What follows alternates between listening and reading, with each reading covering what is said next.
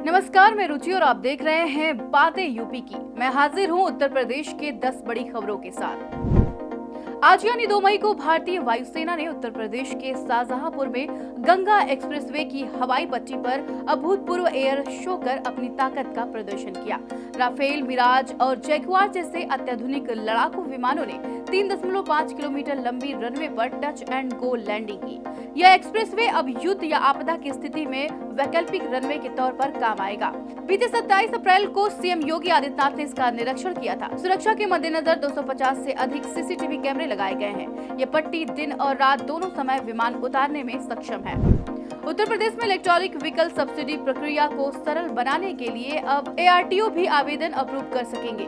परिवहन विभाग ने पोर्टल को अपडेट करते हुए वाहन मालिकों को सीधे आवेदन की सुविधा दी। लखनऊ में अब तक 3029 आवेदन आए, जिसमें से 2540 का भुगतान हो चुका है। पहले डीलर के माध्यम से ही आवेदन संभव था, जिससे दोपहिया वाहन मालिकों को परेशानी होती थी। अब ARTO स्तर पर समाधान मिलने से आवेदन बढ़ रहे हैं। गलत जानकारी देने पर सब्सिडी रोक दी जाएगी और कानूनी कार्रवाई भी संभव है। मुख्यमंत्री योगी आदित्यनाथ ने निर्देश दिए हैं कि अब निजी पॉलिटेक्निक संस्थानों को भी राज्य संस्थागत रैंकिंग फ्रेमवर्क यानी कि SIRF में शामिल किया जाए। उन्होंने तकनीकी शिक्षा में नवाचार और व्यवहारिक प्रशिक्षण को प्राथमिकता देने पर भी जोर दिया। योगी ने NAC, NBA और NIRF रैंकिंग के लिए आवेदन से पहले व्यापक सुनिश्चित करने को कहा। साथ ही नए इंजीनियरिंग कॉलेजों के निर्माण कार्य समय से पूरा करने और व्यवहारिक अध्ययन को मजबूत करने पर भी बल दिया।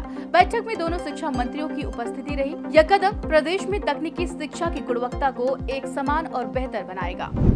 उत्तर प्रदेश सरकार ने पेट परीक्षा देने वाले अभ्यर्थियों को बड़ी राहत दी है। अब एक बार प्रारंभिक आहार परीक्षा यानी कि पेट पास करने वाले उम्मीदवार अगले 3 वर्षों तक समूह ग की भर्तियों के लिए पात्र रहेंगे। यह नियम वर्ष 2025 या इसके बाद आयोजित पेट पर लागू होगा। पहले पेट स्कोर लेवल 1 साल के लिए मान्य होता था। इस फैसले से युवाओं को बार बार परीक्षा देने की जरूरत नहीं पड़ेगी और समय के साथ आर्थिक बोझ भी घटेगा। शासन ने 2020 के पुराने शासनादेश को संशोधित कर आदेश जारी कर दिया है। लखनऊ की कुकरेल नदी को पुनर्जीवित करने की दिशा में बड़ा कदम उठाया गया है। अकबर नगर में अवैध निर्माण हटाने के बाद अब ड्रेजिंग कार्य शुरू कर दिया गया है। सरकार की योजना है कि इस नदी को इंदिरा कैनाल से जल प्रवाह देकर फिर से जीवंत किया जाए। 28 किलोमीटर लंबी नदी को स्मॉल रिवर फ्रंट में बदला जाएगा।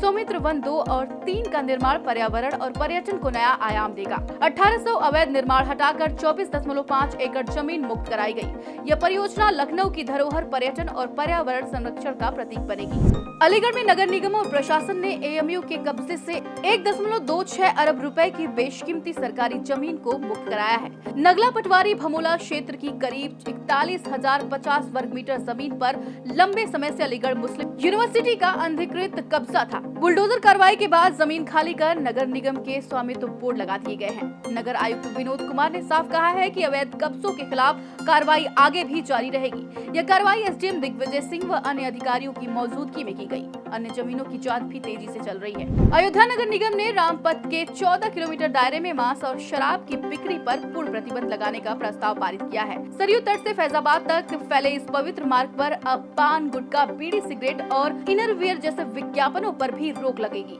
मेयर गिरीशपति त्रिपाठी के अनुसार यह निर्णय धार्मिक भावनाओं के सम्मान में लिया गया है। प्रस्ताव में बीजेपी के मुस्लिम पार्षद भी शामिल रहे। नगर निगम जल्द इस नियम के लागू होने की तिथि घोषित करेगा। साथ ही 7560 करोड़ रुपए का बजट भी पास किया गया है। नोएडा के जेवर एयरपोर्ट की निर्माण प्रक्रिया को पूरा करने के लिए अब 30 जून तक की नई डेडलाइन तय की गई है। यह तीसरी बार है जब समय सीमा बदली गई है। मुख्य सचिव मनोज कुमार सिंह के निरीक्षण के बाद निर्देश जारी हुए हैं। अब airport authority of India, DGCA और सुरक्षा ब्यूरो के संयुक्त टीम साइट की जांच करेगी। संतोषजनक रिपोर्ट मिलने पर एरोड्रम लाइसेंस और उड़ानों की मंजूरी मिल सकती है। गेहूं कटाई के चलते 2000 से ज्यादा श्रमिकों के चले जाने से काम की गति पर असर पड़ा है, जिससे चुनौती बनी हुई है। लखनऊ हाईकोर्ट की खंडपीठ ने रॉबर्ट वाड्रा के कथित विवादित बयान पर SIT जांच की मांग वाली याचिका खारिज कर दी है।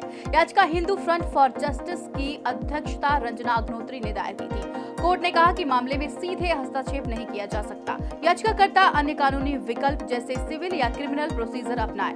वाड्रा पर आरोप है कि उन्होंने पहलगाम हमले को लेकर दिए बयान में हिंदुओं की हत्या को सरकार की नीति से जोड़ा। याचिका में केंद्र को SIT गठन YPC तहत कार्रवाई की मांग की गई, जिसे कोर्ट ने खारिज कर दिया। उत्तर प्रदेश में बदले मौसम ने कहर ढाया है। गोरखपुर बस्ती मंडल में बिजली गिरने से 4 लोगों की मौत और 7 लोग झुलस गए। तेज हवा और ओलावृष्टि से कई जिलों में फसलों को भारी नुकसान पहुंचा। मुख्यमंत्री योगी आदित्यनाथ ने मृतकों के परिजनों के प्रति शोक जताते हुए 24 घंटे में मुआवजा देने के निर्देश दिए हैं। मौसम विभाग ने आज यानी 2 मई को 16 जिलों में वज्रपात और बारिश की चेतावनी दी है। लखनऊ, मेरठ, नोएडा, झांसी समेत कई जिलों में तेज हवाएं और बारिश का अलर्ट है। फसल क्षति का सर्वे कार्य शुरू कर दिया गया है।